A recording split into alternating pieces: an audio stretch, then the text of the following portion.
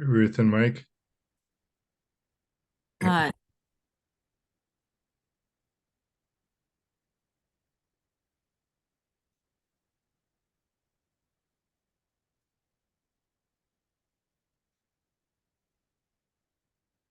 I'll All be right. with the video in one couple of minutes. I'm just eating some food because I haven't had dinner yet. Good. Bon appetite. I'm looking for my chart for the cord. I was in the American whiskey. Nobody was there. We were there. Yeah. No, we You were there on Saturday. yeah, I came at 8. Wasn't it from 7 to 9? Um, we were at the back. Did you ask for the meetup group? Ah, so I think I saw at the very back how they were like very young people sitting at a long, like in a hidden room. But I don't know. I didn't think it was the group. I Oh, asked yes. and they said, and no, I didn't ask for a meter up group. I Yeah, I'm just sorry we asked, missed you. yeah, well, you know, We weren't all young. Michael is almost 80, I think. 70? He's 70 or 80. I don't know how old are you? You don't have to answer that. But they I'm were, I thought they were very young, and I thought, I don't know. I'm middle aged, so um Uh,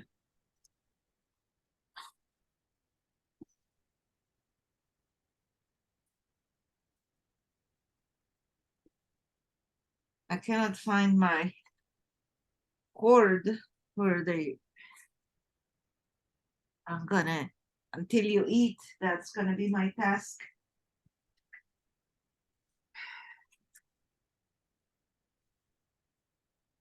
I'm wondering if there was a problem with the meetup link. We should really have more people in here by now. So let me do a little bit of triaging.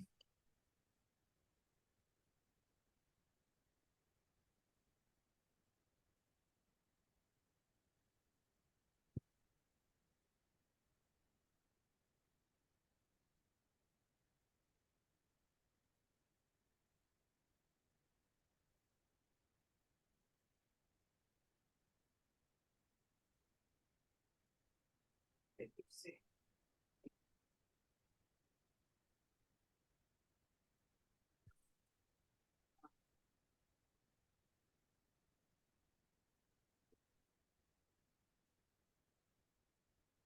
Okay, so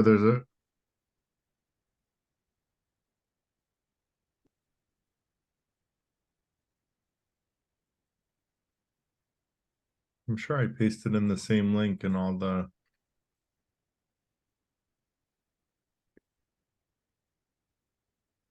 meetup groups.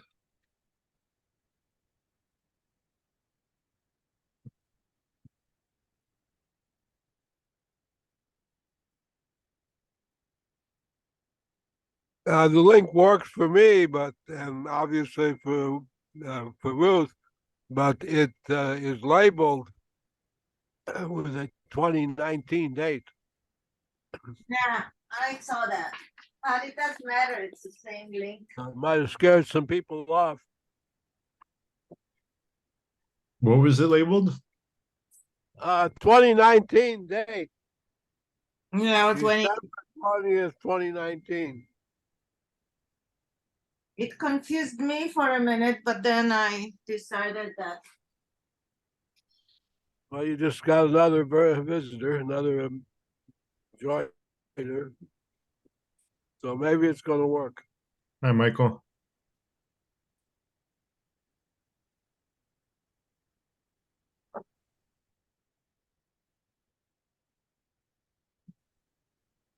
Trying to figure out why we don't have more people here. I know that I accidentally posted it at a later time for the West Coast events. And that might be where the majority of people are from.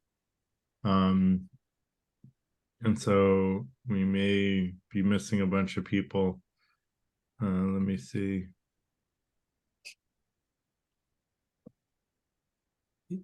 No, Toronto's East Coast. So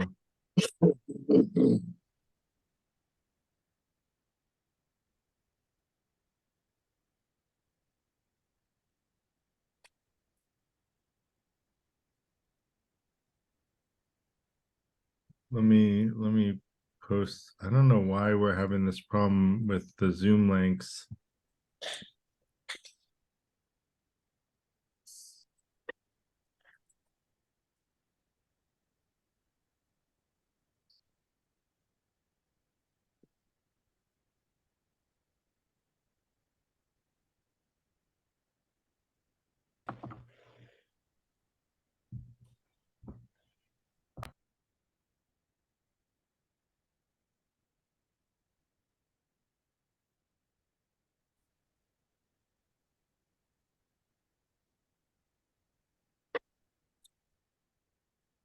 Interesting.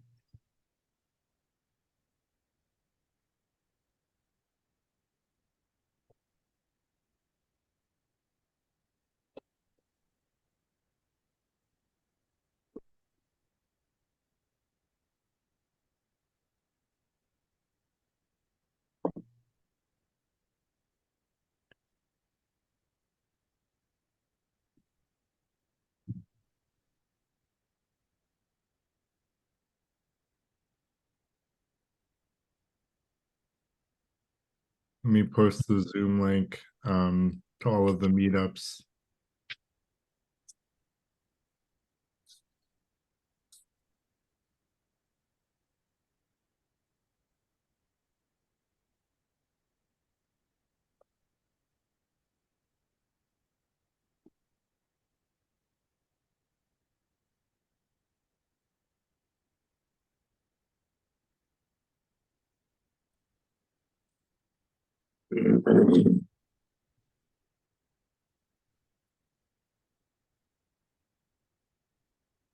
So Garrett, you're probably aware there's a problem when you click on the link, it says host already has a meeting in progress.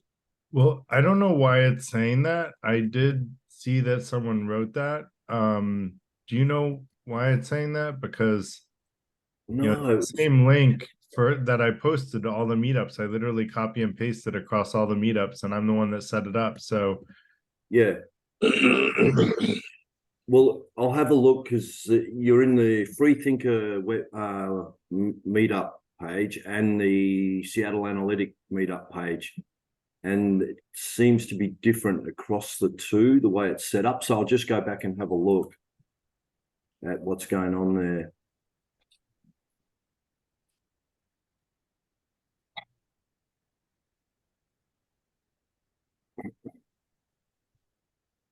There's a notification saying that the meeting starts at 3:45 p.m. yeah, now that was a time zone issue. I didn't I didn't remember that I had to switch the time zone because it All right. ones that are not on US Eastern time zone, I forgot that I needed to switch the time zone. Okay. So here's in the Freethinker Institute meetup page. There's a link to register in advance. I'll put that in the chat just so you can see it, which one that is.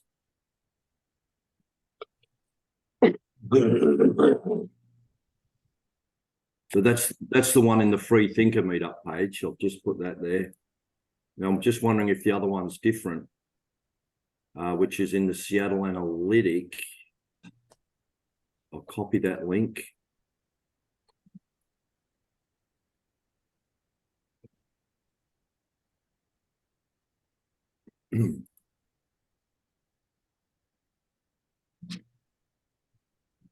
Yeah, that second one's the Seattle Analytic one. So they seem to be different. When I was going, anybody that's trying to get in through Seattle Analytics is going to get that second link, I think, which is, that's the one that says host has a meeting in progress.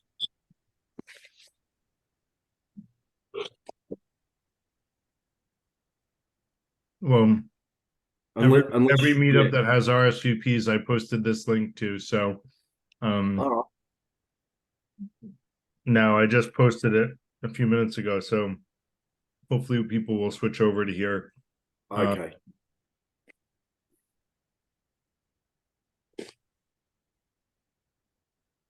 I did experiment with using the link to Zoom on Meetup, and that may have messed things up. Yeah.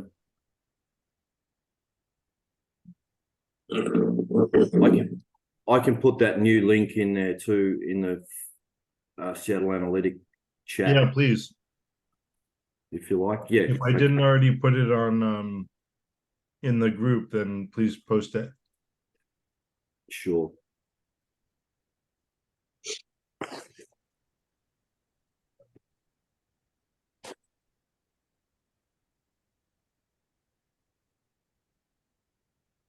So this is normally our social portion, but we're dealing with logistical issues. So why don't we anybody want to introduce themselves and sort of what brings them to tonight's event?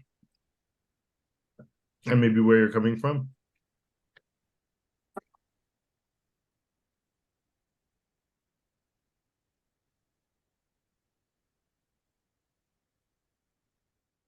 An interesting topic, really in a series now of clear thinking, I guess, that you seem to be doing, Garrett. Yes, it's a critical thinking series. Critical thinking, yeah.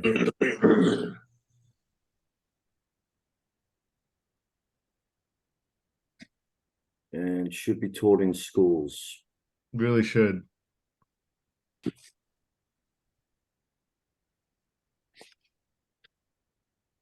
I know some jurisdictions have said they don't want to teach critical thinking because it's a waste of children's time. They have more important things to learn. But I think that's a pretty nefarious thing to say, and it's obvious what the motivation is. Yeah. It's harder to lead people who think critically. Right. But people who think critically make better decisions for themselves and those around them. So that's why we're teaching it. So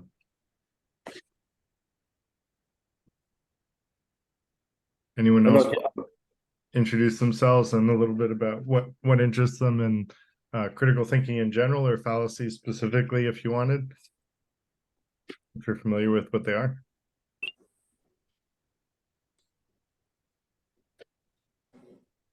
Well, I'm Will. I'm in Australia, East Coast, North Brisbane. I'm interested in how I think most people, like lay people, are just so busy in life that they don't have time to analyze events, and they just take it at face value. And so as a result of that, the media, we're just cannon fodder for misinformation. Because most people don't have critical thinking skills and do take things at face value. And I think this serves the government well, because we're just in a sort of a mire of confusion. And perhaps that's why they don't want to teach it in schools, because there is that theory, and it sounds a bit conspiracy theorist, but there is that theory that they want the masses to be confused, because we're much easier. Things that are confused are easier to control. So it's an interesting topic on different levels, I think. If that's a conspiracy theory, I think it's the one that has the most legs that I've heard so far. Yeah, I don't even know if it's really a conspiracy theory so much as, I mean, life is just so confusing. Like, so you go to take out an insurance policy, and there's so many different ones with so many different caveats, and it's the same with your electricity provider. There's so many different ones with so many different tariffs, and it's whatever you do, it's like it's been designed to frustrate and confuse. That's my theory. It's not meant to be this hard. Yeah.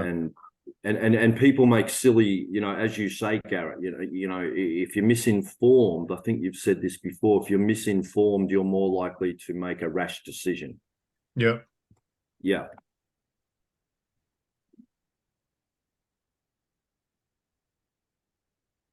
It's like trying to read a legal document. It's virtually written in another language, which only lawyers understand.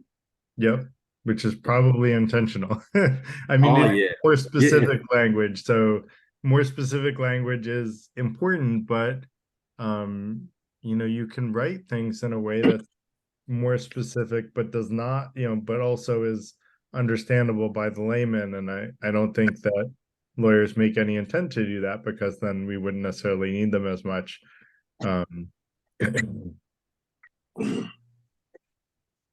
Absolutely. And sorry for those that got the notice saying we were in another meeting. We'll try to straighten out the link so that it's that doesn't happen again. The person that used to post the links doesn't have time to do it anymore, and so I tried to do it myself last time, and I think I might have botched things up a little bit. But trying to play with the Zoom integration on Meetup. Anyone else want to introduce themselves and a little bit about what interests them in critical thinking? I'll say hi. Oh, go on, Kat. Sorry. The first ingredient is 1 cup all-purpose flour. Oh, I Kat, think were you Kat's trying to team. speak, or were you just not meaning to be off mute? I think we've got Cat's TV there. So I'll say hi. Yeah, go Hello, ahead. DLJ, still in the UK. Garrett, thanks for attending that session at Derek's while you were trying to get your kids to school. I appreciate that. 2 hours, sorry, it took 2 hours in the end. The previous one was only an hour. I don't know how it took 2 hours. But so you missed the punchline, unfortunately, so I'll have to do it again. Sorry about that. Yeah, That's I had an important meeting I had to run to at That's all 9. right. So I appreciate you coming to any of it. That was good. Thanks. I don't attend too many others, to be honest, because I have so many of my own, but I did enjoy it. So thanks for teaching. No worries. Well, my name's Michael Strasberg. I live in New Jersey. I've been a member of the FTI for a while. I participate in these meetings, and I also participate in our Sunday membership meetings, which I find quite rewarding. And I'm interested in everything that goes on in these Tuesday meetings, but critical thinking is especially important to me because one of the things that I'm very susceptible to is fallacious arguments where something seems to make sense, but if you dive more deeply, it doesn't make sense. So I'm interested in learning how to flesh out fallacies to be able to repudiate false arguments.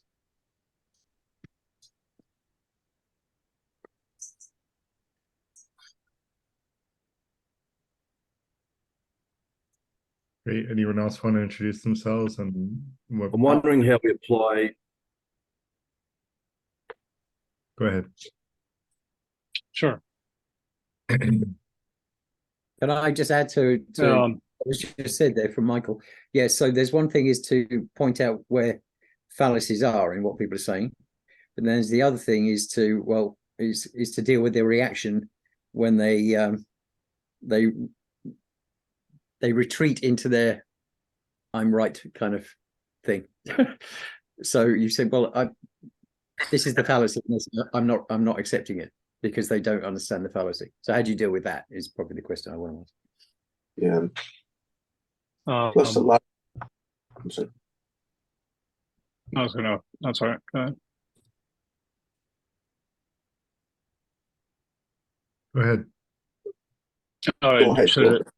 Should I introduce myself, Yeah. or were you two dialoguing? Okay. No, my name is Joe, and I really appreciate critical thinking because it means you have an open mind more than anything else. That you're willing to take in new information and actually challenge your own personal beliefs. So, and I think that that's a virtue. It's like a virtue of courage. So.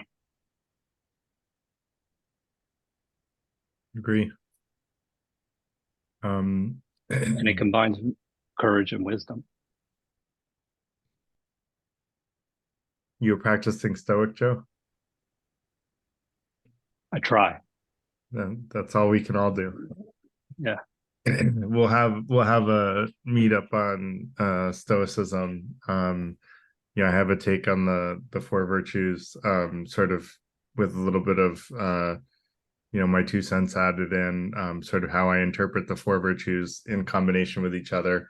And I've created a graphic that I'm working on trying to improve the quality of. But I think the wisdom is there, but we'll keep we'll we have a couple months yet till we get there. So hopefully I'll have figured it out by then.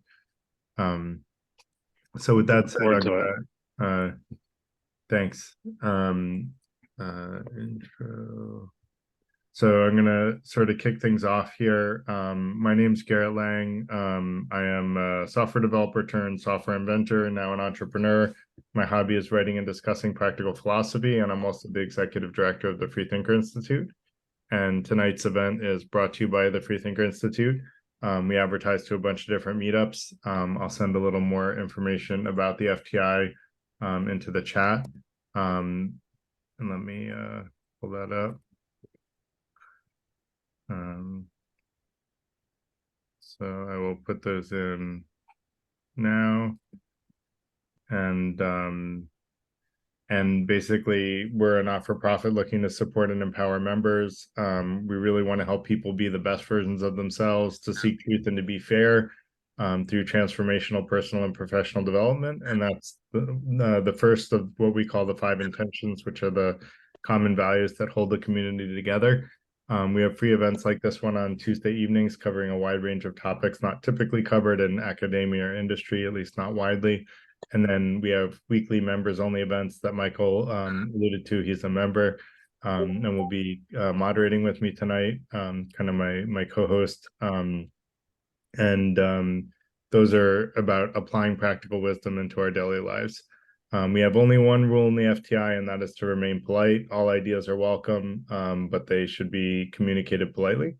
I recommend trying to, stay polite so that we can all kind of keep ourselves in the logical portion of the brain, which thinks rationally rather than getting emotional or in the fight or flight area in the worst case scenario. Instead of trying to prove other people wrong, try to do what we call in the FTI listening to understand, which is trying to understand where other people are coming from. So with that said, I'm going to go ahead and share my screen. And would you like to make my announcement now? Yes, please do. Okay.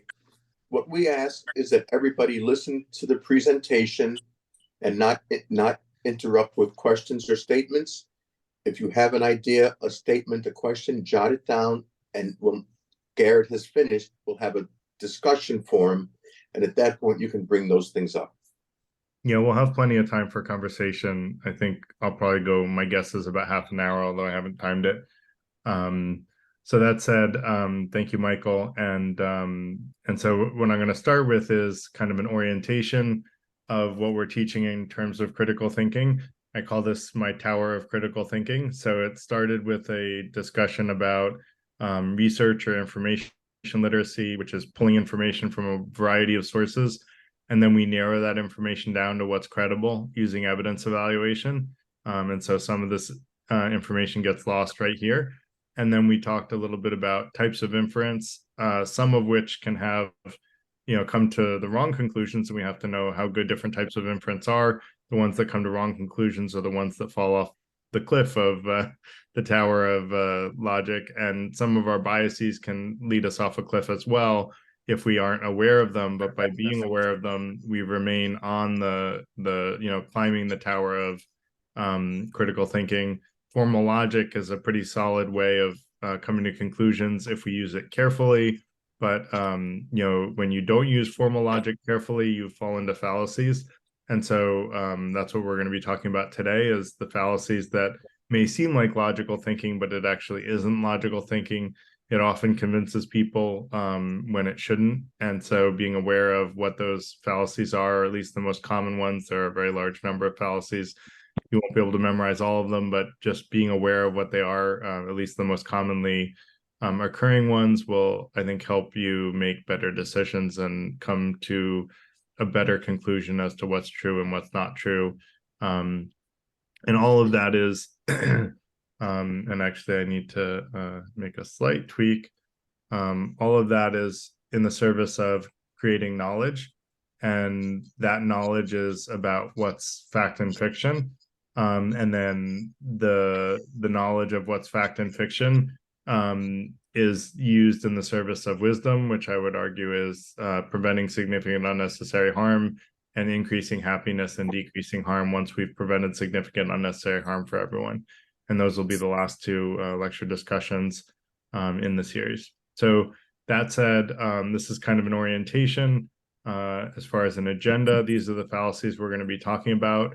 We'll talk about what are logical fallacies. I also have a slide on like why they're important. And then these are the types of fallacies we're going to get into. Since we're going to cover them one at a time, I won't go into them all in the agenda, but you can kind of look at them and see if these are the ones you're familiar with. Let me just put my screen up. Okay. So logical fallacies are basically reasoning that may seem sound to us psychologically, but actually turns out to be based on flawed or inaccurate logic. So it's not super complicated. It's just an argument that sounds like it just makes intuitive sense, and people might say, oh, well, that's common sense that this is true, but actually it turns out that even though that argument sounds seductively sweet, it turns out to be fatally flawed, and so that's really what a fallacy is.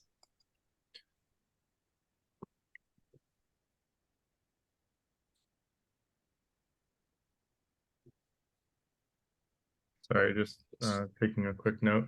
So why is it important to understand fallacies? Fallacies will help us come to false conclusions.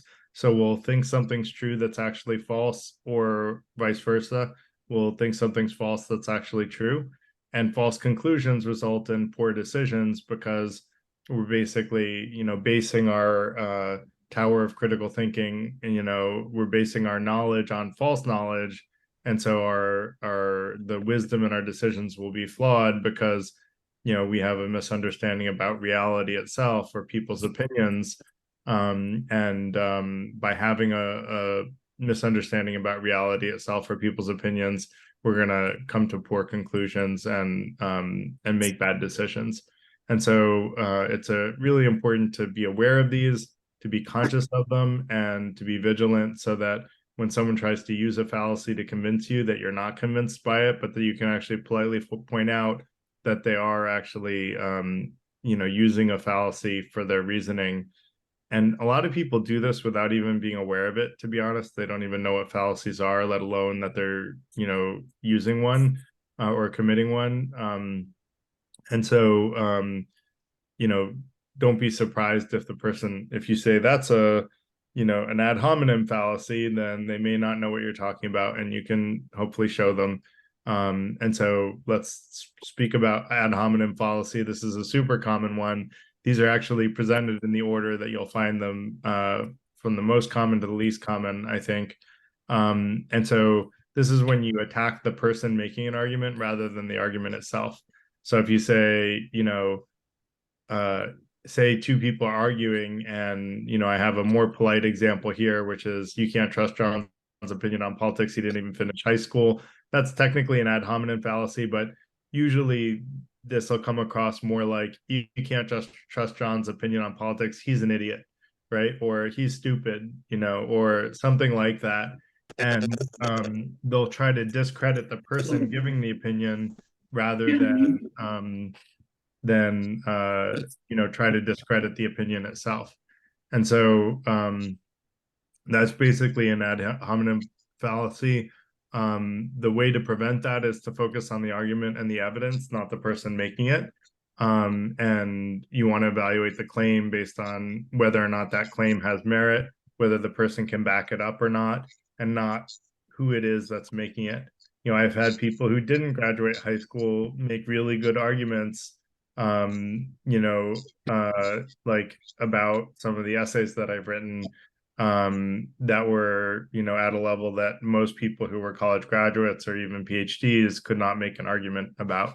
And so, keeping in mind that, education level, and that's why that's actually, I'm sort of getting deeper into another fallacy, rather than ad hominem, more of an argument of authority, which we'll get into in a bit. But this is ad hominem. So next is a straw man fallacy. That's where Bruce, I'm just going to mute you because there's some background noise coming out. So the straw man fallacy is when you misrepresent someone's argument to make it easier to attack. So you basically attack an argument that is not the argument of the person you're talking with. So an example of this is, my opponent believes in healthcare reform. He must want to leave hardworking taxpayers footing the bill for freeloaders, right? Now, no one really wants to leave hardworking taxpayers footing the bill for freeloaders.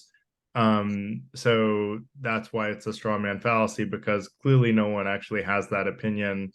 But by making a claim against the healthcare reform, saying that it's causing something that clearly nobody would like, even the person proposing it wouldn't like that. Basically you're straw manning it. Let me think if I can come up with a better example, because I don't love that one.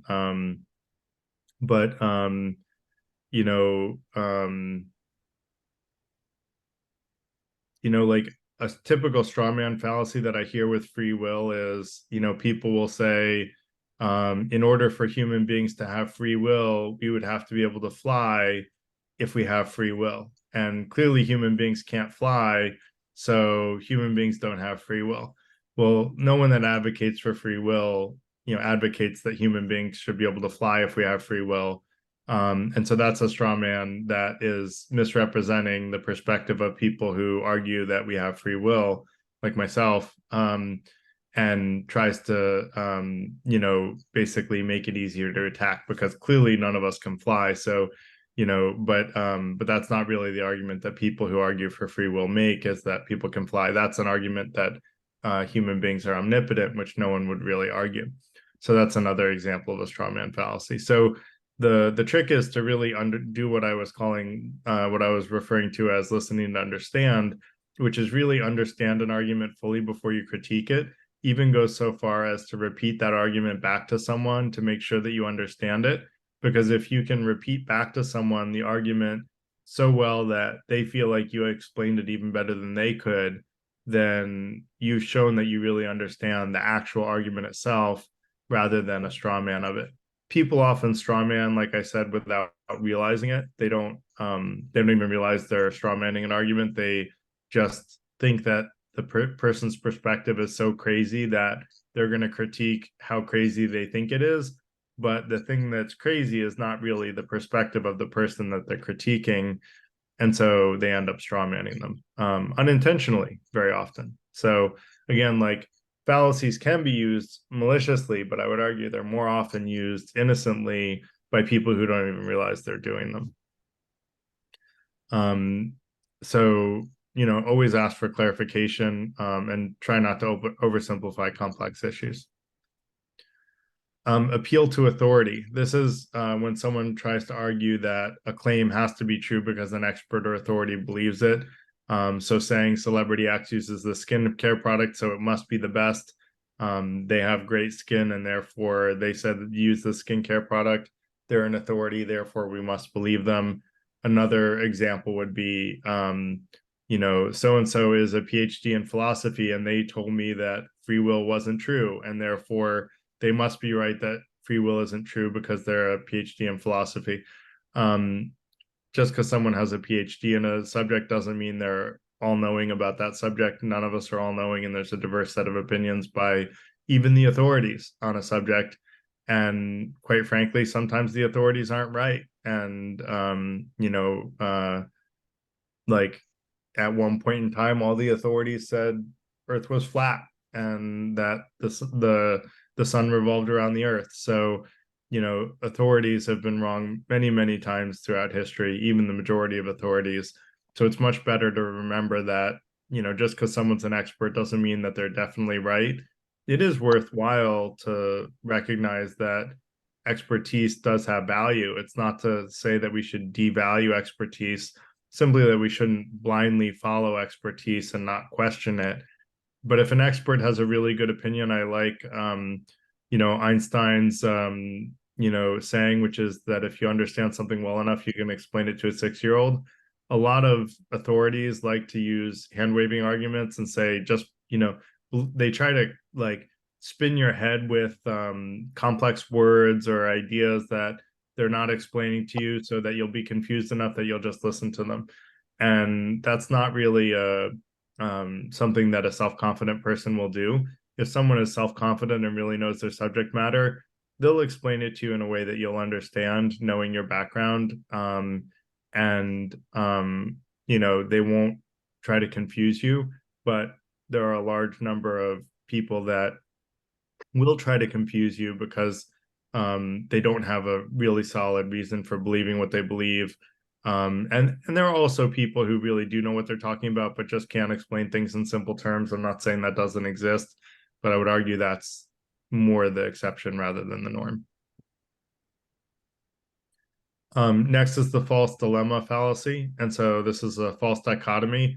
So this occurs when someone presents two options or sides when there are actually more. And so, people say you're either with us or you're against us, right? It's one or the other. You're either my friend or my enemy. Well, can I be neutral? Like Switzerland's been neutral for quite a while, right? Can't we be neutral? Isn't that a possible third choice? And, I hear the argument a lot that, you're either male or female. And then my answer is, well, what about a hermaphrodite that has the sexual organs of both sexes? And, theoretically, there's a third option. So male or female only is actually a false dichotomy. So, you want to recognize that not everything is black and white. There are certain things that are, I think fairly safe to say that, are black and white. It's a minority. Most of the time there's a lot of nuance and there's middle ground. And, I like to say extremes are extremely what was I'm blanking on it. Extremes are generally extremely bad ideas. And so thinking that there's only black or white or one extreme or the other sort of misses the often most valuable insight, which is the middle ground, where people are trying to bridge the gap between the two extremes. And that is, if you read the links that I posted about the FTI, one of the reasons that the FTI exists is to bridge the gap between the two polar extremes of politics in the US. Because right now we do have a lot of political divisiveness, and we really want to create a community where people can express all opinions, including in those extremes. And but that we all can kind of come to our own conclusions about what the right answers are.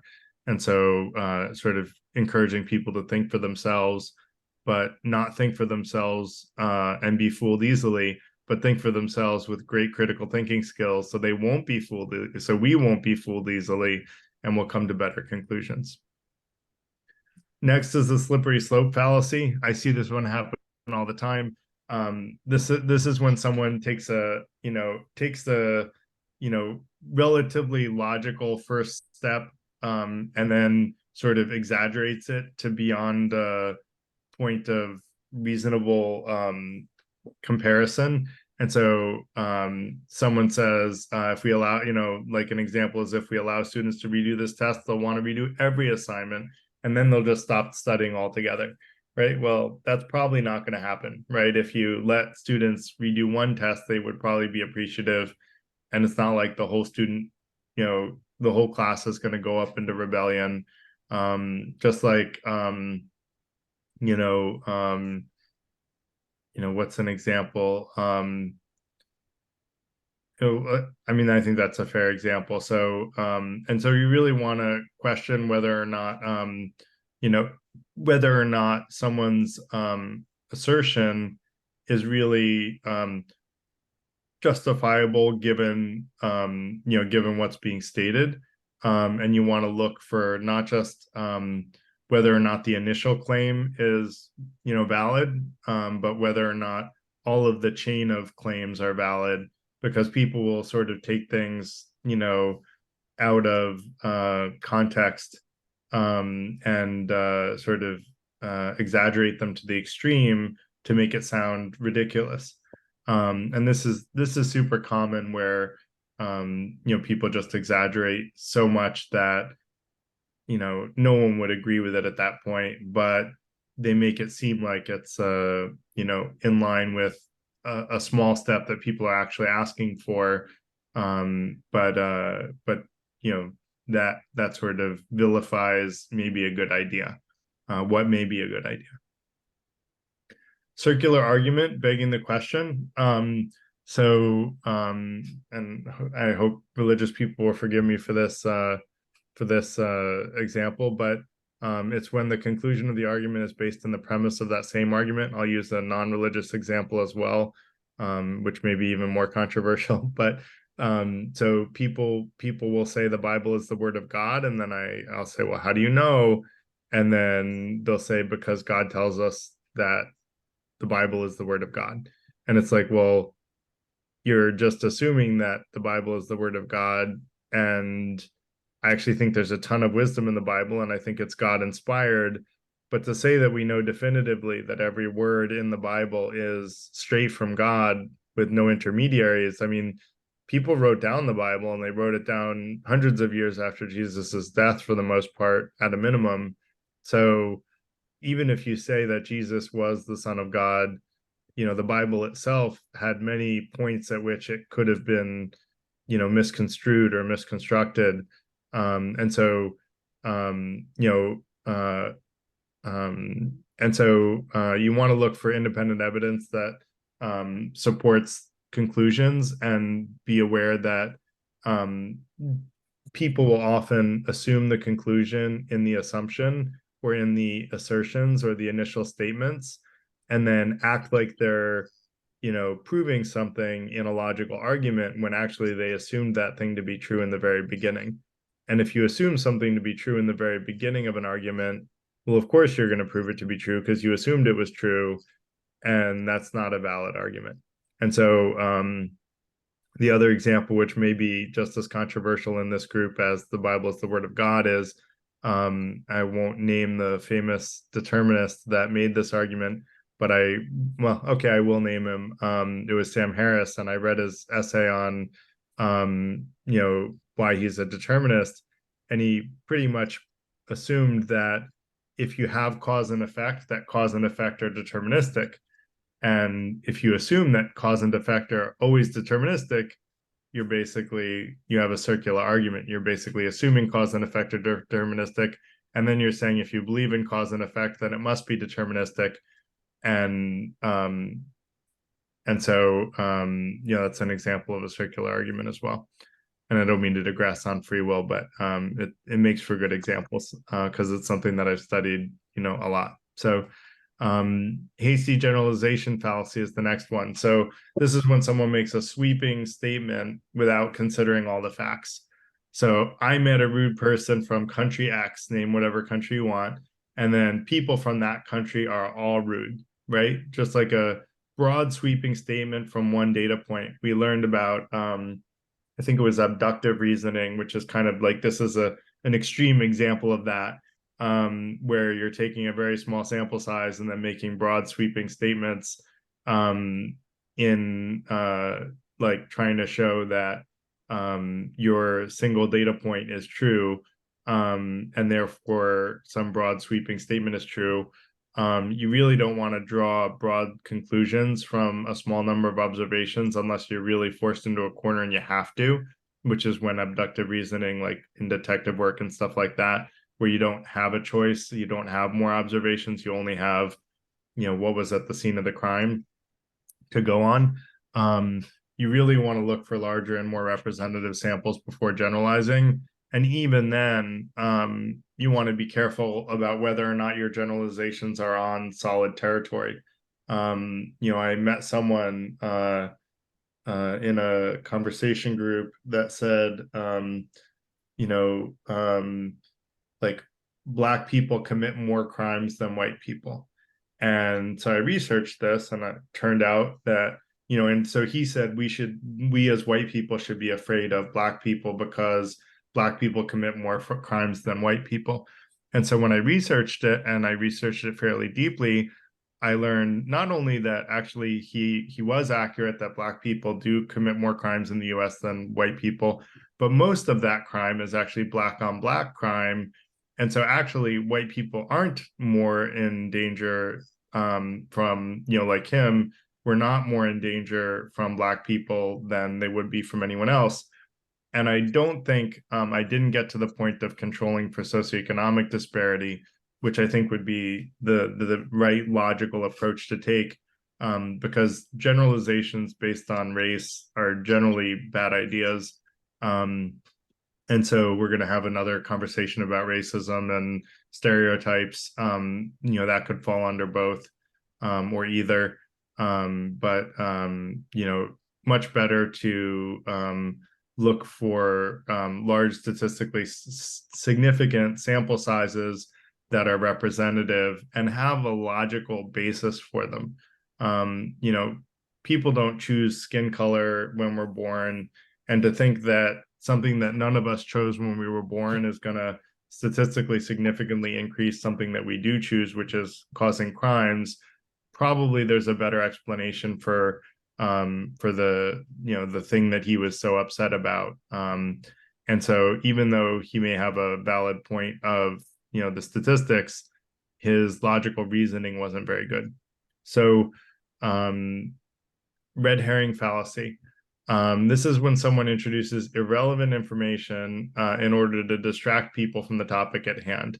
And this happens all the time. I mean, this is super common. So, you know I forgot to take out the trash, but did I mention that I did well on my last math test, right? Like that has nothing to do with, you know, this is like a, you know, if your child says, I know I forgot to take out the trash, but I did well on my last math test. Like that's not the point. If you forgot to take out the trash, you should say, sorry, I forgot to take out the trash, right? And you know, this is one of those things that happens very frequently in debates on politics. I'll see person A say, well, your political party did X bad thing. And then person B, who they said it to, will say, yeah, but what about this bad thing that's, you know, this person from your political party did, right? And they'll just, you know, totally ignore the actual point that the person was making. And then, you know, it's called whataboutism to do this, is like to say, well, what about, right?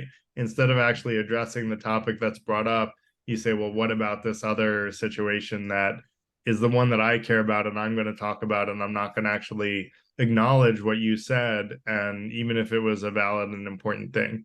And ignoring valid and important things, you know, and bringing up something that's totally irrelevant, or not necessarily even totally irrelevant, but maybe even that, you know, makes that person's point, but ignoring the things that go against that person's point, and or that support that person's point, and then bringing up things that go against it, is basically giving into our confirmation bias. And we had another event on confirmation bias and how important it is to be vigilant that we don't only you know, feed our confirmation bias or believe facts that support our confirmation bias. And this is a little bit related to that, in my opinion. So you want to stay focused on the topic at hand to prevent this from happening, and don't let either irrelevant or you know, red herring fallacy is about irrelevant, but I would also argue you know, don't ignore the initial point in the first place is the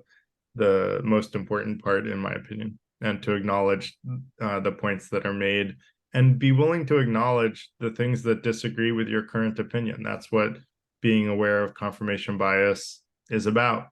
You know, and I like to say it's okay to be wrong, because if you admit you're wrong with good judgment, you're immediately more right than you were before. So it's okay to acknowledge if someone has a good point that helps you learn from them. Next is the post hoc ergo propter. Okay, hoc. After this, therefore, because of this. So this is when someone assumes that because one event happened after another, the first event caused the second. And so if I say I wore my red sweater today and aced my test, my red sweater is lucky and therefore makes me smart. Well, no, that's not a logical, sound conclusion, right? That just is a coincidence that I'm kind of drawing conclusions that don't make sense from. And you want to remember that correlation does not imply causation. That's a common phrase that you'll hear people say, correlation, not causation. Yeah, the red sweater and the good test score were correlated, but they were not causation. It wasn't your red sweater that caused that great test score.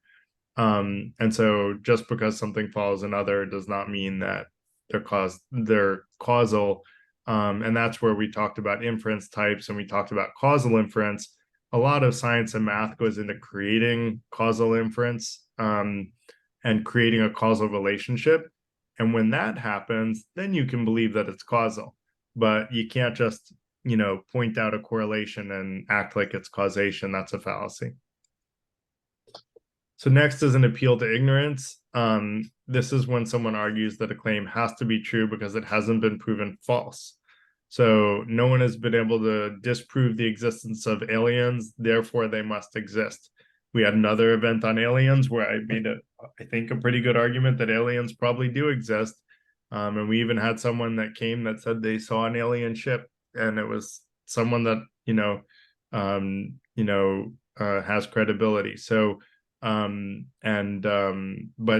the example of saying that just because no one has been able to disprove it, therefore they exist, is not true, because you could also say no one has been able to disprove the existence of unicorns, so they must exist. If you change aliens for unicorns, well, you can't disprove the existence of something. That's actually a logical impossibility. You can disprove the existence of something within a certain space, but you can't disprove it in the edges of the universe. It's a logical fallacy to say just because people haven't proven it doesn't exist, therefore it must. The burden of proof is with the person making the claim. And so if you want to claim something is true, you have to back that claim up. And so the claim is not just true because someone else hasn't proven it false. You have to, if you want to assert that something is true, you have to have a good logical reason for believing it if you want to convince critical thinkers that it's true. If you want to convince people that fall for fallacies, then it's much easier. But that's why we're here, is to not be those people that fall for fallacies. So now I'm going to talk about how to apply what we just talked about. Okay, mi amor. Sorry, my daughters just got home. So if you want to if you basically see someone that just committed a fallacy, you want to look up the fallacy. I recommend using ChatGPT. Estás lindísima, mi amor. Está lindísima, pero papi está en reunión, princesa. Lo siento. No puedo ahora. Papi está en reunión, mi amor. Te amo, princesa. Sorry. You want to look up the fallacy, or if you remember it from tonight, that's great. And then you want to see whether or not the assessment is accurate or whether or not it's a fallacy. And then you want to or whether or not their assertion is accurate. And then if it's inaccurate, then you want to explain why. If it's accurate, you want to acknowledge it and reassess your opinion given the situation. And this is where I have my little quote about being okay to admit that, having it be okay to admit that you're wrong. But if you point out someone is committing a fallacy in a polite way, and we'll talk about what in a polite way means here. We have a giving feedback the FTI way, which is you always want to be polite. You want to make sure the other person isn't emotional. If they are, wait till they're calmer. And then you want to ask questions to make sure you understand their perspective well enough that you're not committing a fallacy of your own of another type. And so you want to make sure you understand that they're making the assertion that really means that they're committing a fallacy. If it turns out they are committing a fallacy and you understand their perspective well, give them a good reputation to live up to and say what you appreciate about them, that's true. And then you want to say that you have something to share that they may find useful and that you think that you saw a logical fallacy in what they said, and explain what one is. If they don't know, you can ask them if they know what a logical fallacy is, and then explain what the fallacy is, as well as their perspective using an example of the fallacy. And it's best to use a really clear example of why it's a fallacy and why it's a bad, a bad leap of judgment. And then you want to remember to maintain the 5 positive moments to one, or comments to one negative comment in the relationship. This is going to count as a negative one because you're giving them feedback. And so make sure that, you had 4 or 5 things to say, like, for every one negative that you have, because that's one of the secrets to maintaining healthy relationships. And you also don't want to be attached to them agreeing with you. You can point out that someone used a fallacy. Some people are just going to get angry at that.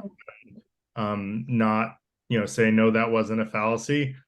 Listen with an open mind, but if you're really sure that you're right, then, you can ask for another person's opinion. But, sometimes it's best to just let people stew on something and think about it themselves. And, people aren't always convinced right when they're given feedback, but sometimes when they get some time to think on their own in a quiet place, they can be more open to it then. And some people just can't be convinced no matter what you say to them. And, and we all have to decide who we want to spend our time with.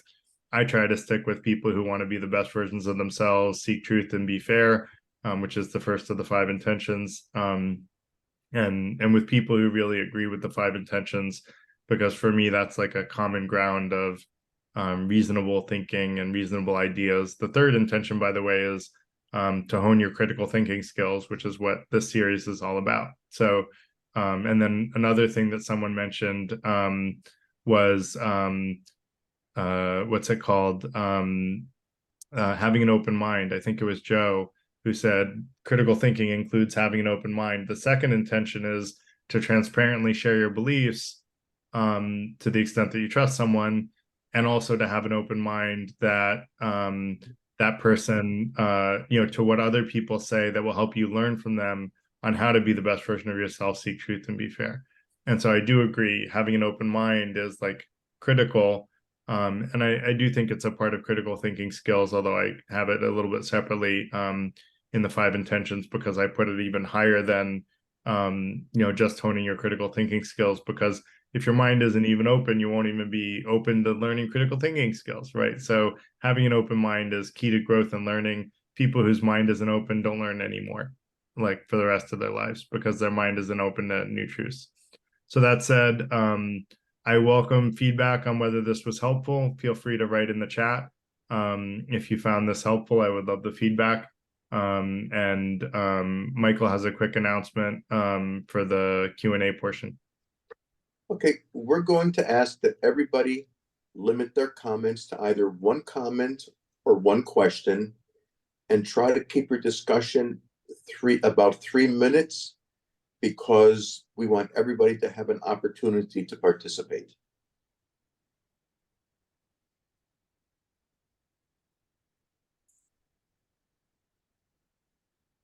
Yeah, Joe, go ahead. It was a helpful presentation. I very much appreciate it. So I think one of the more interesting ones is the appeal to authority. Yeah. Specifically, a lot of times there are requirements, and requirements, that aren't challenged, primarily because they've been, they've come, people that have come up with them are usually pretty esteemed.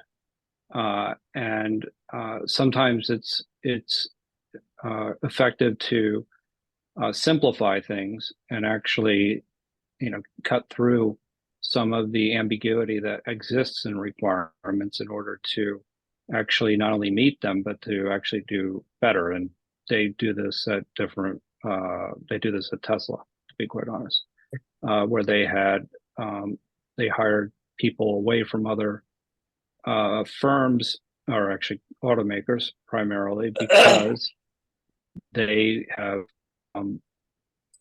they were just being, their job just was about meeting requirements, not necessarily coming up with something better than the requirements even had to offer. So that's just one example, but I would think a good question out of that is, what's the criteria for, following authority, or and versus actually uh, uh, you know going up against it or challenging it. Yeah, so I would say we had in the early, I'm trying to remember which one it was on. Like I have I'm gonna share an essay that I wrote on trust. And what it does is it sort of gives you a series of things in priority order that will make a source more or less trustworthy. And so this is where I would apply these kind of rules of like what makes someone more or less trustworthy, and authorities that have shown themselves to be really trustworthy. Number 3 in that is people who make logical arguments, and I'm going to use a controversial case here, Joe, where I would argue you're right that a lot of times authorities are not challenged because the people who come up with them are pretty esteemed. If you look at cosmologists, right, pretty smart group of guys, and they said that time began at the Big Bang. And we had another conversation on my perspective on the origins of the universe, where I argued something else, which is that time did not start at the Big Bang. But if you look at the argument at face value of time started at the Big Bang, how did that first moment in time come about if time itself didn't exist? Like, how could it have even like logically come about? And so I would argue that's a case where authorities are making an argument that doesn't really have a logical basis to say that the first moment in time came about. They can't really even explain it very well. And if you ask them what existed, 100 or a billion years before the first moment in time, they will give words, but those aren't words that they can make logical arguments from. And I would argue it's that kind of case where they're trying to confuse people to the point where they will believe them because they're authorities rather than because they have a good logical argument. And again, I'll go with Einstein, which if you can explain it, if you understand something well enough, you can explain it to a 6-year-old. And I happen to have 2 6-year-olds, so I get a lot of testing on this because I explain a lot of stuff to my 6-year-olds. And so, yeah, does that make sense, Joe? Absolutely. I appreciate the answer. Yeah, no problem. Feel free to check out that essay that I put in the chat. I think you might like it. And that said, I want to let Rose go. I'm glad you raised your hand, Rose. You had a bunch of good comments, but I wasn't able to read them all, but I glanced. So I would love to hear what you have to say. Hi there. Yeah, so I really love this topic, and actually I have a book. It's called The Art of Thinking Clearly by Ralph Dobely. I don't know if you've come across this book, but he outlines 99 different thinking fallacies. So if you're interested in this topic, I recommend you guys get this book. But one of the two actually fallacies that I was hoping you would talk about, which you did not, is the sunk cost fallacy. Yes. Which I've dealt with recently. And Yep. also the confirmation bias. So those are really really good ones. They are. Do you want me to explain a little bit? Yeah, I would love for you to what they explain the are? sunk cost fallacy to people. I'm very familiar with that one. We had a whole nother event on confirmation bias, and that's actually a type of bias. So I think we will probably cover it on bias, but the sunk cost fallacy would be a good one to cover. Well, yeah, bias is also like a thinking fallacy as well that kind of go together. But yeah, the sunk cost fallacy is basically like when you invest in something, for example, like you invest your time into something or your money into something, or you're invested emotionally into something, it's harder for you to walk away from it because you say to yourself, well, I've made it this far, let me just keep going, right? And that is a fallacy because it's even you dismiss the fact that you're unhappy, you dismiss a lot of other signs that you should walk away. You keep losing money, for example. Things are not going well, and yet you continue to keep going with it just because you invested in it. So that is a fallacy that a lot of people, for example, like let's say they went to college for something and they're not really passionate about it, or they're not happy about it, or it wasn't what they expected, but they get a job in that field anyway just because they've spent four years degree and like a lot of money on it. Same thing with like a marriage. Let's say like you get married and you're not really in love with that person anymore, but you continue just because you've already invested time and you had a wedding and people came, and then you don't want to embarrass yourself and other people. So yeah, people continue to do things that they're unhappy with just because of the sunk cost fallacy. So watch out for that. Yeah, I think those are great examples of sunk cost fallacies. The trick to, I like to in the presentation say, how do you avoid these things? The way to avoid a sunk cost fallacy is to only look from this current point going forward.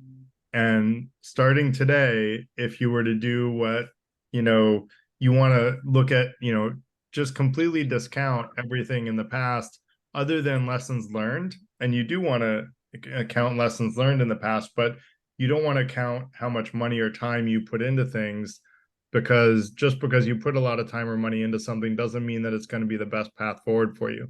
So, I think your point about like a college degree is a good one, and a marriage is a good one, where just because you've invested a lot into those, that doesn't mean that they're going to be the ones that are the right path forward for you.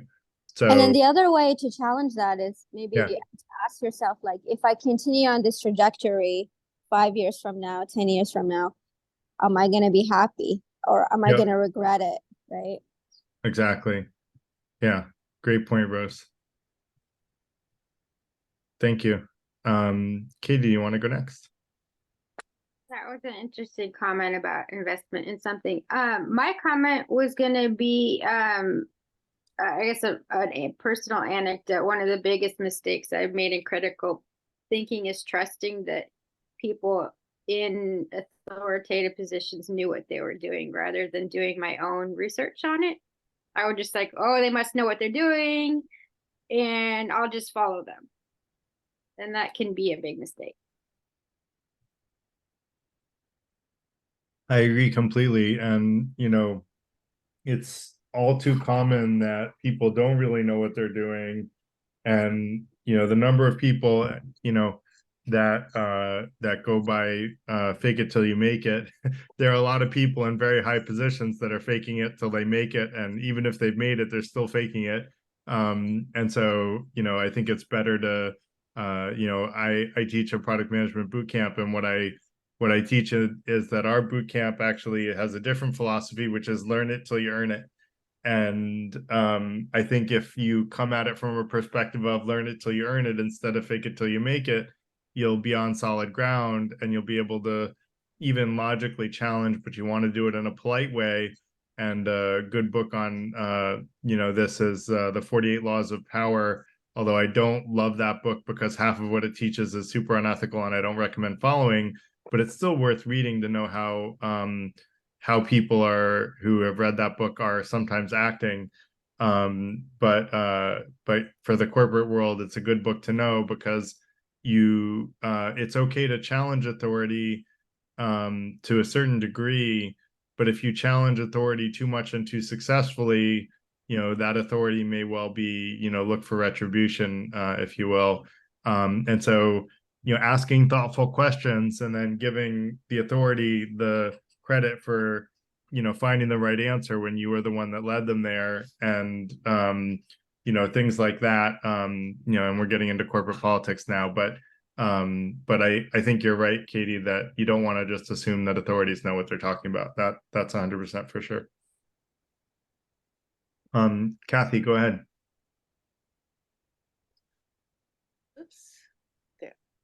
This spring, I took an online seminar with sponsored by is a yearly thing that National Institutes of Health does, NIH, about vitamins and nutritional supplements, and it was mostly focused on how people could determine whether a study is accurate or how to interpret data to get the real picture about efficacy and safety and things like that.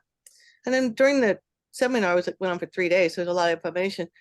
One thing they happened to mention, just as an example, that studies would show that most people that were hospitalized with COVID showed low levels of vitamin D. And then we might think that, oh, okay, well, vitamin D can help COVID or prevent COVID, but it's not correct thinking, because you have to consider things like possibly most people that would take vitamin D supplements might also take better care of themselves in general other ways. So you can't, it's just not it's illogical to draw a conclusion unless you have all of the information and factors. I think that's related to the subject. I just thought it was interesting that people they were not saying whether things were good for you or bad for you, because it was just so complicated. They were mostly interested in what the public was interested in, and how to keep the public safe, and how to interpret studies, which is it's really complicated.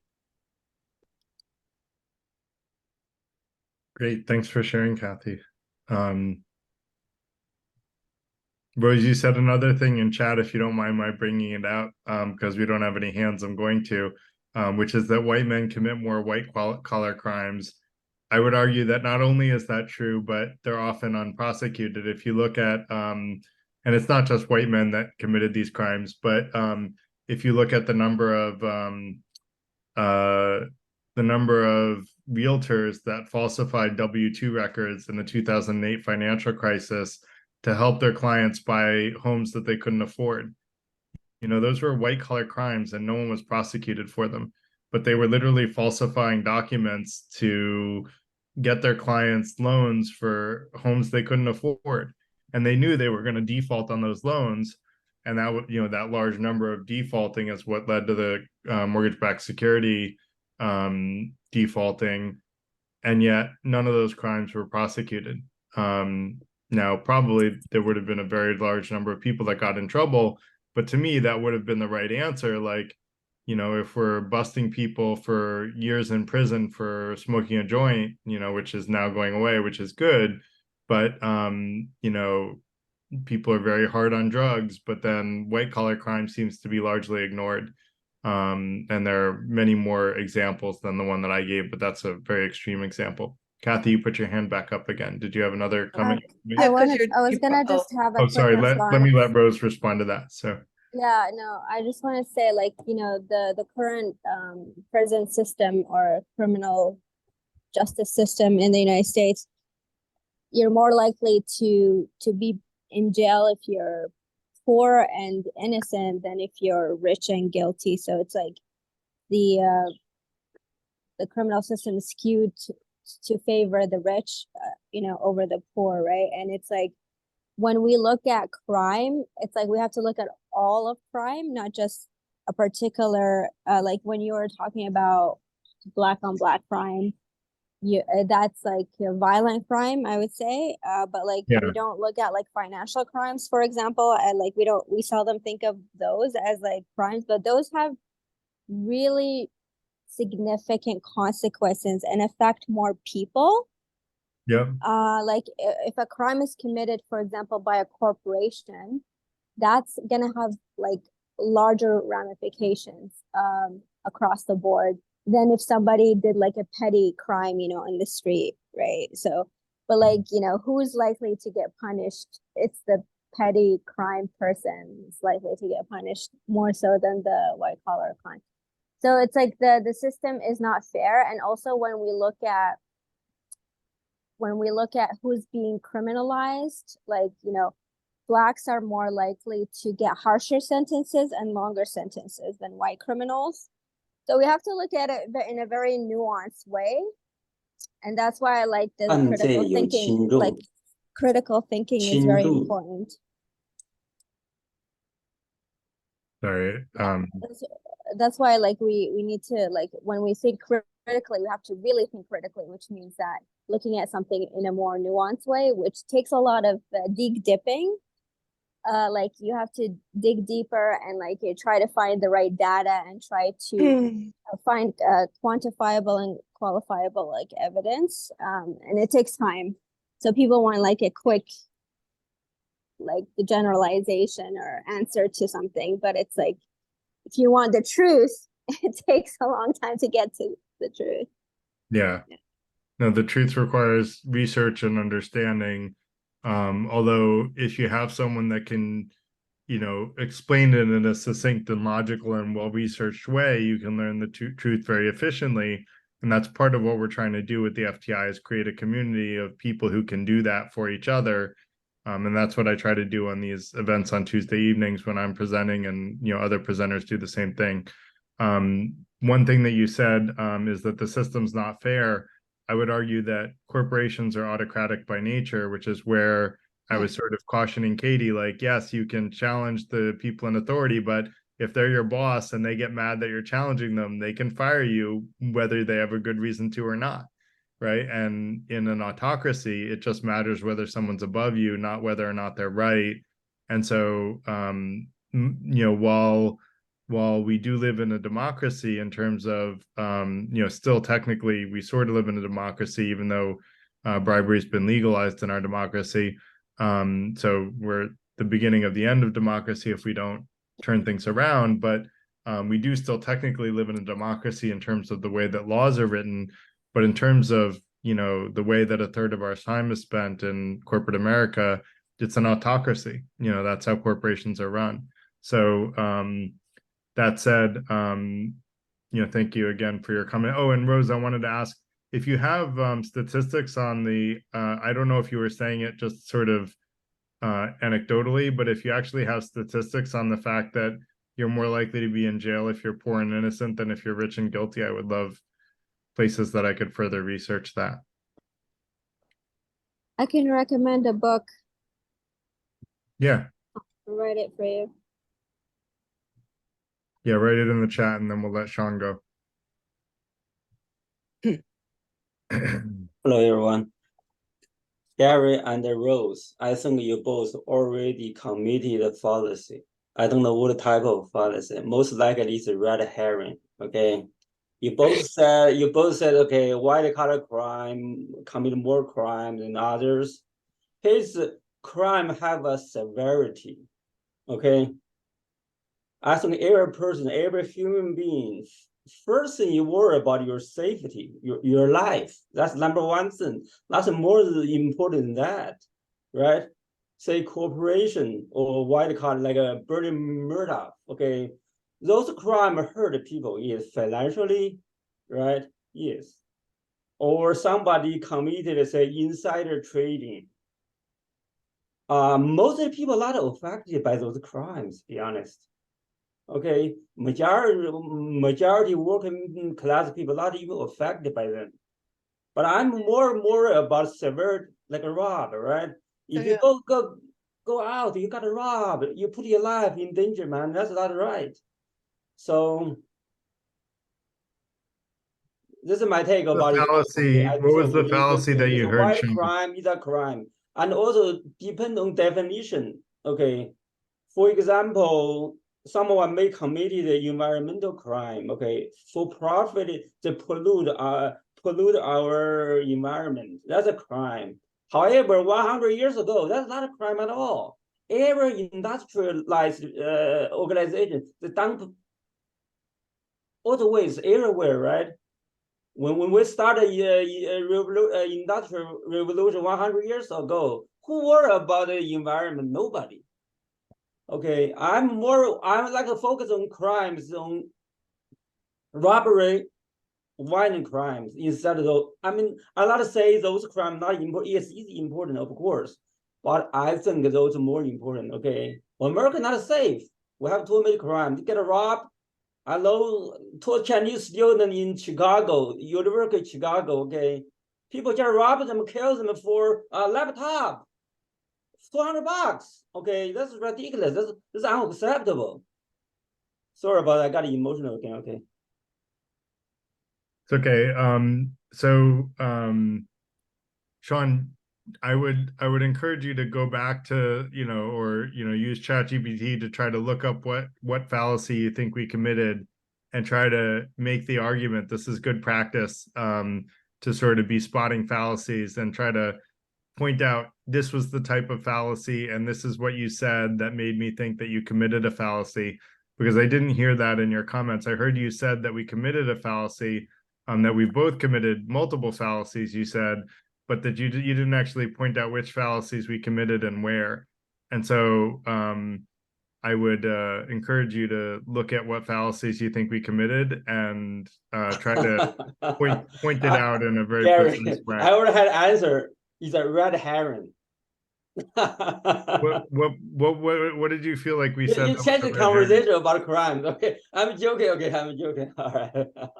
I mean, no, a red herring is like if we were distracting, like yes, we were talking about, crime, and we made some comments about how likely crime is and different, that the fact that white collar crime is largely ignored.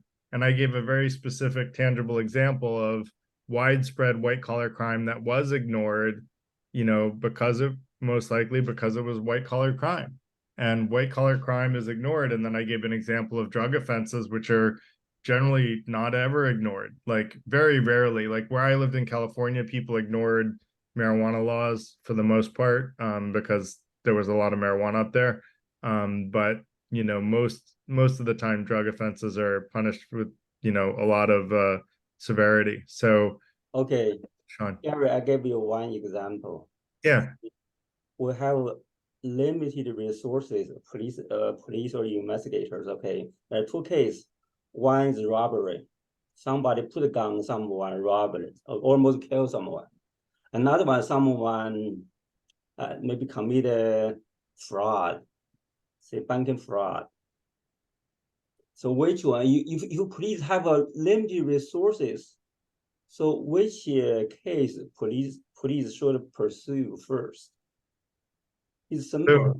So this Sean, what you just did is actually a false dichotomy fallacy. So it's not like we only can choose to prosecute one or the other, right? We have the resources to prosecute both of those and keep both types of crime to a reasonable level simultaneously. And we don't have the possibility of preventing either one of those types of crime. Even if we put all police officers on one or the other, it wouldn't prevent all of that type of crime from happening. So, really what we need to do is look at how we balance, resources so that we minimize the amount of harm caused to society. And both violent crime as well as white collar crime cause harm to society. White collar crime loses economic resources, and economic resources help save lives, right? If there's enough money, someone can get cancer treatment. Right now, lots of people go bankrupt and end up not being able to get cancer treatment, to save their lives because there's not enough money. Well, if we prevented all that white collar crime, maybe there would be enough money. Do you see what I'm saying, Sean? Yes. Then I got one fallacy, the false dichotomy. Good. Yeah, that's okay. We all do it. We all do it here and there. I'm sure sometimes too, even though I'm pretty careful. And I'm very open that I might have committed one today. I just would want to know what it is and be able to address it specifically to learn from it. That said, Kathy has her hand up. Why don't you go, Kathy? Okay, so I had a friend named Andy Novick who was a videographer for the district attorney for the Manhattan district attorney for 30 years. And his job was to videotape crime scenes. And when he wasn't out doing that, his job was to scan the TV on all the channels to see if anybody happened to, make a confession on tape that the district attorney might use in a court case. And what he told me was 90% of New York City violent crime is white people blowing white people away, or white people blowing black people away. But what happens is when crimes get reported, it's up to individual news reporters and companies to go scan the police blotters, and they tend to report on what they think is going to get ratings, and they tend to use their own prejudices. And what gets reported on the news is 90% black crime or black on white crime. It's the absolute opposite, at least in New York City, of what it appears on television.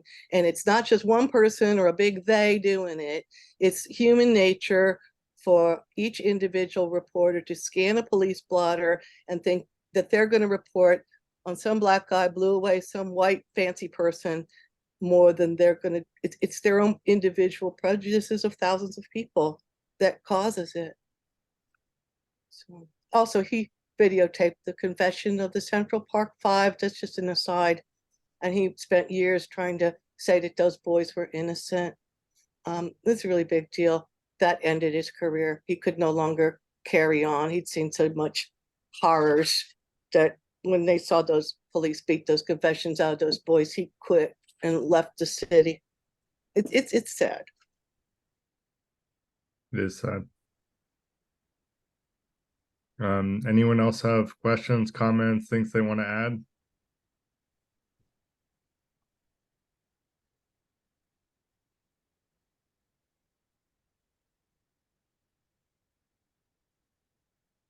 Anyone? Someone must have a question or thought or. Okay, I'll chip in. Yeah, go ahead, DLJ. Next stages, right? So you've so I get sent stuff professionally or privately or whatever. So can you have a look at this kind of thing, right? So you sort of go through things and you say, yeah, that you got an error there, you got an error there, whatever, right? And then you send it back, and you don't expect much, and or maybe a thank you, or get paid. And then occasionally you get somebody or rather indirectly, you find out that people have not taken they've just ignored you said there's a fallacy there and they've ignored it for whatever reason, because they've invested in their idea, or maybe for political reasons, because they don't want, they want to make, they want to make an argument for whatever gain they, you know what I mean, right? So what do you do then? What's the ethical choice? Because you've been, I've been asked to do something, I've done it, right? But then you find out that somebody's ignored you, or either deliberately or whatever, right? And you do you then say, well, what would you do? Will you sort of go, no, hi, would you go back to them and say, look, you're really wrong there and you shouldn't be doing that? Or you just kind of walk away? I don't know. What do you want to do? What's the next steps after you, or they don't even understand the fallacy you pointed out? That was the other thing, right? So how much is your responsibility to say, look, I've got to educate you on the following fallacies? So how far do you go to change people? So I generally try to give people the benefit of the doubt that they have good intentions until it becomes beyond a shadow of a doubt clear that they no longer do, and that they're simply mired in confirmation bias. And so I'll try pretty hard to explain to someone why I think they might have made committed a fallacy or made a mistake. But I'll try to ask, do it by asking questions that will help them come to the conclusion that they were wrong themselves. And if by asking questions, they can realize their mistake because of the questions that I asked, and they don't have a good answer to the question, or when they answer the question, they realize that they were wrong by answering it. That's, for me, the trick to getting someone to be more likely to listen to you, is doing it by asking them questions and reiterating back to them their perspective. So you're saying that X, and then, oh, well, if X is true, then would you also say that Y is true? And sort of leading them with a trail of breadcrumbs down the path of realizing their mistake. And I find people are more like, it takes an extra level of thought, but one that I think you're very capable of, because I know you well enough to know that you are. And you Thank kind you. of have to lead someone with a trail of breadcrumbs down the path to realize their own mistake. So yeah. So I mean, thank you for the compliment. I mean, slightly differently. Do you feel there's an ethical duty? I mean, how far do you go? Like I said, so I've been asked to review a document. I reviewed the document. They paid the consulting to do it, whatever, right? And then there's a misuse or misunderstanding, or they ignore it. Not quite the same as if you're having a conversation with a friend and you want your friend to be more knowledgeable and you have better conversations that way, so you get something better from it. But if this is kind of, I asked you to do this, that's it, go away now, right? Do you feel there's some sort of ethical duty to push that and to say, look, I mean, you're in a way you're saying the meta conversation is I'm educating you here. take this as free consulting. So is there a duty to do that? I would argue that well, I guess I'll use the saying here, which is if we don't help each other, who's going to help us? And I would argue we all do have some ethical duty to help the people that we can influence. And that'll be part of my, we're getting a little sneak preview into my discussion on wisdom, which is that I would argue that we should try to help people that we can influence to the extent that we can influence them. If you think that this is someone that you can't influence and that you're not going to be able to influence them, then it's probably not worth your time to try to do it. But if you think you have the right answer and it's one that's going to help this person be better, then yeah, like put in the time, and try and see if their mind is open. If it becomes very clear that their mind is not open, then at some point it's no longer worth your time to continue. And you should also be open that you may be wrong, right? And maybe your feedback is not right. No, that's never happened, right? No. So I think so it depends on your personal investment with that person. So if it's your husband or wife or something, then you're going to try a bit harder than if it's exactly. yeah, I get that. But Joe, who's I think not here at the moment, but Joe the Stoic would argue there's a broader principle here that you've got to have courage and all that stuff, right? I agree with I think I'm with you. There's a cutoff point. Yeah. Okay, thanks. Yep. There is the age-old adage, don't waste your time on idiots. Just saying. And there is some wisdom to that as well. I think if somebody's clearly ignorant, just why would you? Why would you bother? It's all an expenditure. I think though, like that's true, Will, but I think we should be how do I say this? Like, I think if we ask the right questions, like most people will come around if the right questions are asked to help them realize why they're wrong. But some will be too mired in their confirmation bias to listen at that point. But asking questions is a very non-confrontational way of showing someone why they're wrong. But if you can't ask good enough questions to help someone realize why they're wrong, then maybe they're not. It is an investment and an emotional investment. And I think of Don Quixote fighting windmills. Don Quixote, sometimes it's why you even bother. Right. Does it really, and that's when if it's worth prosecuting the case, do it.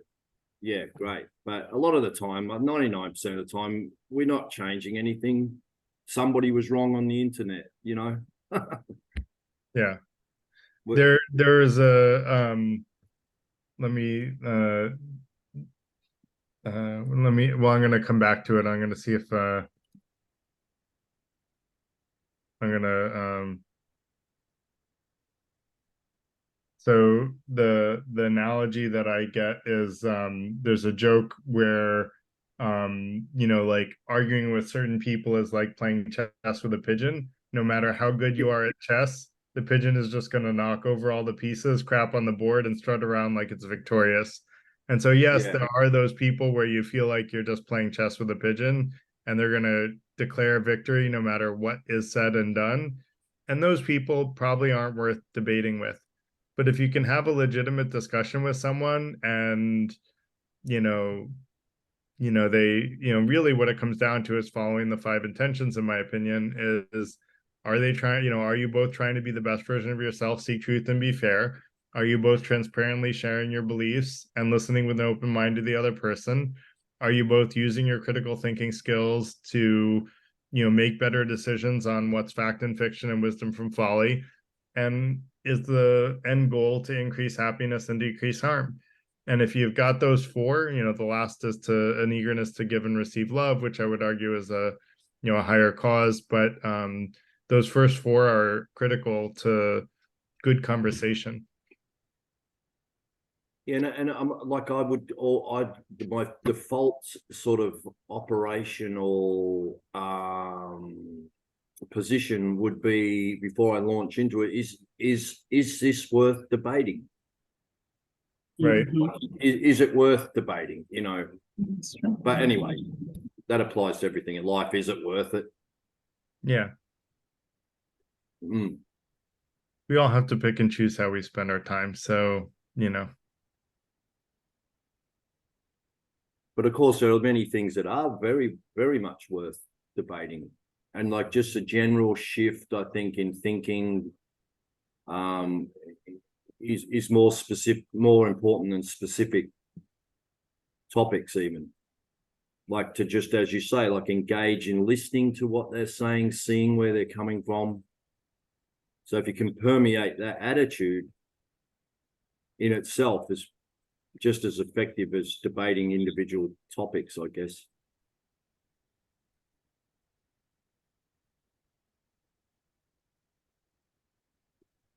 But we do defend our positions vehemently.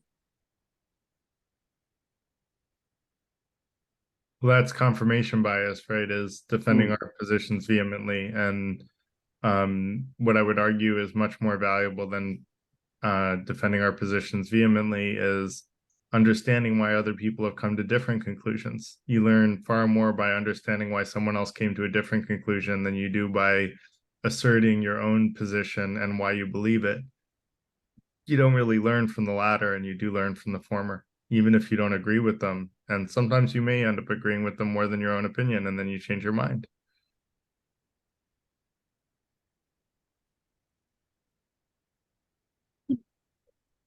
Anyone else have questions or comments? Seems like fallacies this is the first time we've not had hands up in my memory. So come on, there must be things that people are thinking about that. I could talk the whole time, but I wouldn't. we can start another conversation if people want to. So I just thought I'd mention there is a quite a good list on Wikipedia. Wikipedia is not always bad. On cognitive biases. So I think that's what the page is, of which confirmation bias is one, and it's a huge list. Yeah, it's definitely worth a read. I think that, but in piecemeal, right? Because to take them in all at the same time is a bit tricky. And for each one, you just try and think of somebody who does that, and then it should stick in your head. That's a bit of a memory trick.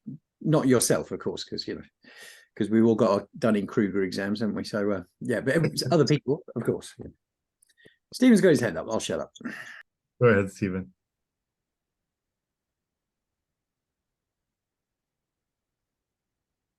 You're muted, Stephen. Okay, good. Sorry for joining so late. One thing I've always found the fallacies very useful. I know School of Thought puts out a lot of like posters and card games that list them and are very helpful. But I think I came to a realization that I think some debaters study the fallacies to commit them, to use them as rhetorical weapons. I think there are all the founding fathers were always studying the works of Cicero and holding him up as a model of someone who studied philosophy, studied rhetoric, and studied the fallacies. And you just read some of his famous oratory, and it's basically these ferocious ad hominem attacks. I mean, there's a famous painting of one of the populists said that he was going to try to to destroy and eventually did kill. There's a famous painting of that leader, like sitting at one corner of the Senate, and everyone is moved to the other side of the Senate to not be next to him because they know he's about to be killed. And Cicero's there orating, I think the tricks of the trade, you look at the tricks of the trade of the ad hominem attack and the slippery slope and the no true Scotsman would do this, or no true American would believe this, and you realize they do this all the time. And I think maybe they study it, not to avoid it, but to use it. What do you think? Yeah, no, I do think so. That's, yeah, I do think that's true. And it's unfortunate, but I don't think far-fetched to think that happens. I don't know if it was true with Cicero, but I won't be surprised if it was. But as far as types of bias, we're going to cover types of bias. I think it's coming up maybe next week. Let me look at the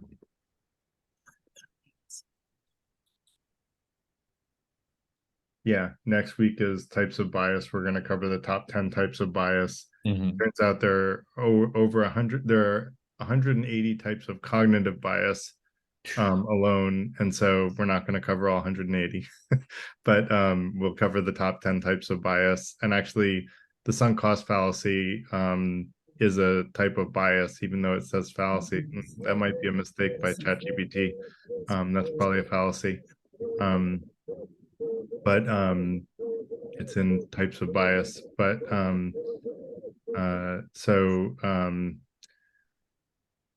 yeah, next week is going to be on types of bias.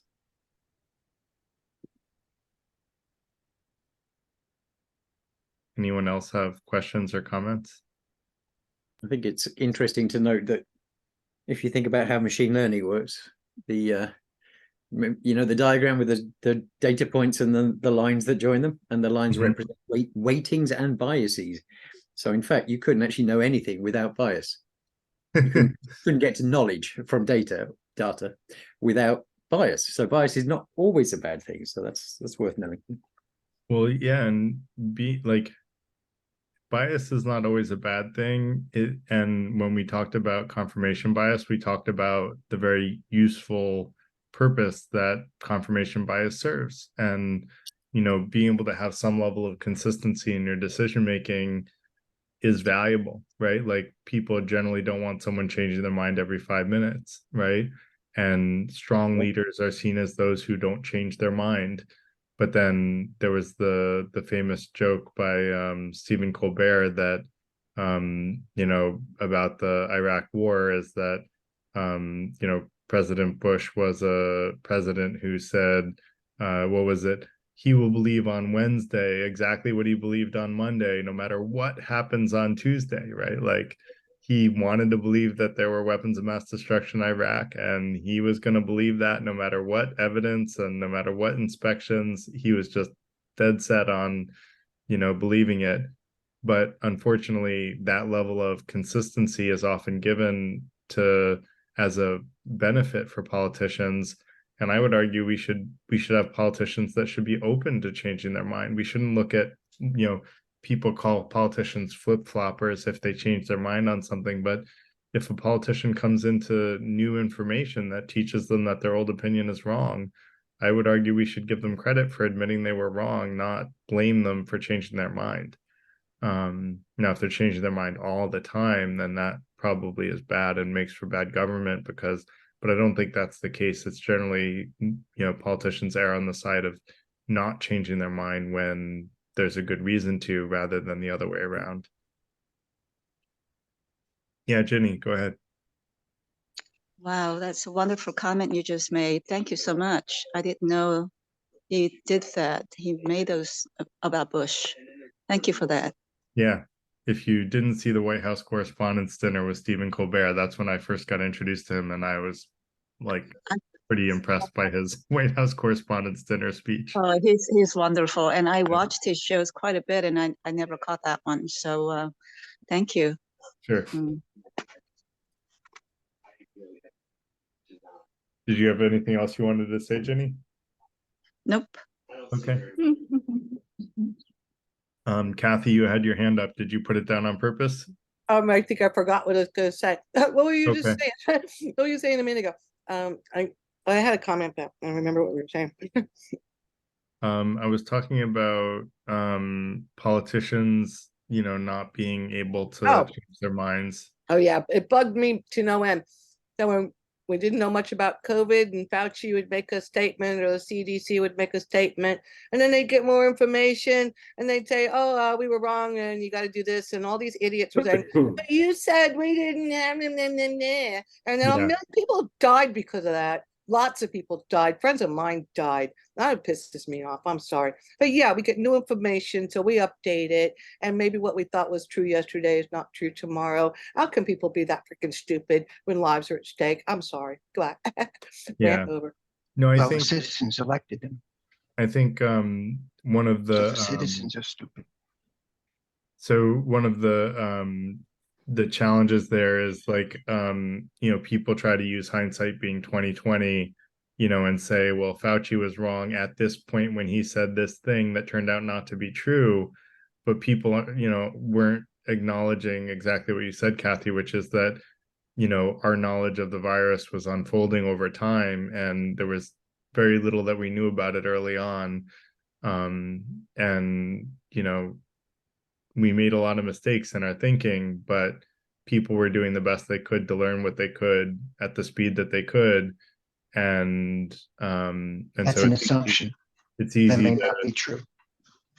it's easy to, find fault with people. But Jacob, if you have some evidence that there were people who were intentionally, go ahead and present it when Yeah, when I'll put you it in the chat. Jacob, raise your Jacob, hand, don't Jacob. interrupt. Yeah, but please don't interrupt, Jacob. That is our one rule, is to be polite. So Ginny, did you have your hand up from before, or was it a second question? I forgot to take it down. Sorry. Let me No do worries. that. Michael, Okay. go ahead. Okay. About consistency, there's a lovely quote by Muhammad Ali. He said, "The man who views the world the same at 50 as he did at 20 has wasted 30 years of his life." Right. I agree. I mean, that's, when I look back on how I was 5 years ago at any point in my life, I was like, gosh, what was I thinking back then? Right. And I hope I keep thinking that until my dying day. Like, we're on this path to learn, right? I think the reason we're on this earth, and we had an event on the meaning of life, and I would argue the meaning of life is to learn. The purpose of us being here is to learn, knowledge and wisdom both. And to have a positive influence on other people is, much more possible the more we learn. And so that said, Jacob, if you want to explain your evidence that people were intentionally lying about COVID, go ahead. No, I'm in the process of putting it in the chat. Okay, let me put more information about the FTI overall. But if anyone else has questions or comments, concerns, or wants to bring up another topic, I'm open to that, since we seem to be out of questions on fallacies. I'm just interested, Garrett, when you say the purpose of life. I've heard you say that before. The purpose of life is to learn. Yes. So what, I mean, I could see the argument that you can find great meaning in life or enjoyment in life by learning, but the purpose of life, as if it's preordained, or like it's like an instruction from some other place. How do you mean the purpose of life? So I'm open to delving into that if you want. Or maybe do it another time, but yeah. No, we It can. We can. Just intrigues me. Yeah. Yeah. So we had an event on reincarnation where we learned that the science pretty much validates that reincarnation is true, which means that we get reborn. If you Google science of reincarnation, well, you seem dubious. Google science of reincarnation, you'll see article after article basically saying that science has largely proven reincarnation is real. And if that's the case, then something passes from one life to the next. And if that's the case, then I would argue we're all on this journey to, improve from one life to the next. And it's a spiritual journey of learning and growth. And so our very purpose, like on earth, is to learn as much as we can in terms of knowledge and wisdom, to form good habits, to learn knowledge and wisdom that help us make better decisions and be better people. And I think some of that does carry on, even if not in the form of what we consider tangible memories, in terms of solid habits that or preferences. I have some preferences for epochs of history that are seemingly irrational, but I like those epochs of history. And so all I would say is that if we do reincarnate, which it seems very likely we do. I had an a priori argument that we reincarnated, and then someone pointed out that, I think it was a guest, or someone pointed out that science has actually studied reincarnation and that it has been largely proven. And so, basically that's where I would say, we're really here in a state of spiritual evolution. Okay. And that's what I mean by the meaning of life is like every human being is really here to learn, evolve, and develop. And once we do, we move to a higher state. And if we do really poorly, we move to a lower state. And so that's the Buddhist and Hindu philosophy says, like, you could be reincarnated as a lower life form. If you do a really poor job as a human being, you might reincarnate as a dog or something like that. And so that's the general gist of it. Oh, well, that makes sense. I'll check out that website. Thank you. It's not a single website. It's like if you Google it, there will be major news sources that have covered articles about it. Yeah, I'll check it out. There's even a meta study of all the scientific studies that have been done. Sounds to me like being a dog is a promotion, not a demotion. I was going to say the same thing. Aren't dogs better than people? I'd argue that animals suffer less than we do because they can't contemplate their own mortality or the suffering of others. I think you're just assuming that. I don't think there's any way to know whether or not, I don't think we have good scientific evidence of whether or not animals can contemplate their own mortality. I will tell you, having owned having had a number of pets that died, like, animals act very differently than when they're near death. Like, they do really have a sense of when they're going to die. Oh, when they're going to die, but I mean, like, they're not philosophical. I mean, they don't have language like we do. I mean, that's abundantly clear that they don't express language as we do. So you would say it's extremely unlikely that they'd sit around pontificating about their own mortality. The dog's lying on the carpet thinking, oh, one day I'm going to die and everyone I know is going to die and the cat next door is going to die. And, why is there such abundant suffering in the world? It's extremely hard to prosecute a case for that, given the fact that it's clear that they do not have the language that we have. And that, so therefore there's no correlation of their mental alacrity or intelligence. So I think what I'd you're saying argue is that a that human dogs are suffers not. much more. I think you're saying that dogs are not of the same intelligence level as humans, which is pretty clear. Saying that dogs don't communicate, I hope you're not really saying that, because dogs bark and they do communicate with each other. Yeah. They have a rough rudimentary language. It's not as complex as ours, but that's it, like their rudimentary. thought processes aren't as complex as ours, and their brains aren't as complex as ours. We're the highest life form on Earth, so far as we're aware. No, but I mean, it's pretty clear that they're not sitting around philosophizing about the meaning of life. Right. That's why it's a demotion to become a dog. Sorry. Go ahead, Jenny. May I respond to? Yeah. I just want to respond to Will. I mean, I'm not so sure, Will. We don't really know that, do we? I mean, whether they pontificate or not.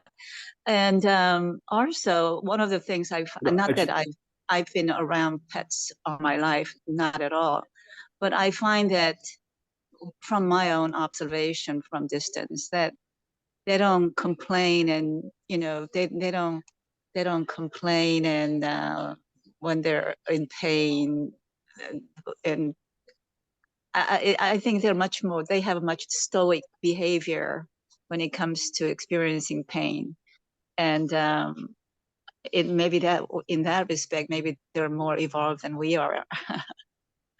So you're arguing that there's a canine equivalent of Shakespeare out there somewhere, perhaps a toy poodle, capable of such. Well, I think the way I think it's sort of an admirable quality that they don't whine and complain when they're in pain, and when they're in distress. They're the way they're generously protective of their owners. I mean, I find that also admirable. And so, well, they don't have much choice, I guess, do they? They can't ruminate on it because they don't have the mental capacity to ruminate on it much, whereas we have that second dart of telling ourselves how bad everything is, whereas the dog's incapable of it. But what about the fact further? But what about the fact that they can smell a human being if that person has cancer, for example? So they've got advanced proboscis, is that the term? Yeah, it's very advanced. Evolved olfactory senses 100 times greater than humans. Yeah. But that doesn't mean that they can philosophize. They're very good at smelling things, though. It's dependent. It also depends upon your definition, individual definition of what philosophy is. You have your own definition of what philosophy is. So, Ginny, you're actually prosecuting the case that a dog, say a toy poodle, can sit there and wonder what the meaning of life is, how vast the universe is, what is emergent. Again, Will, it's your definition of pontificating about meaning of life versus their the thing is, we don't know. We don't know the way they pontificate, the way they think. We really don't know that. So Will, I think it's just ludicrous. I'm not, anyway, as I said, things. Will, you're doing a straw man. Wait a minute, Will. Okay, for example, a straw man argument, a straw man fallacy. Will, if you're trying to say that a dog can be philosophical, it's just, Okay, well, let me use an example.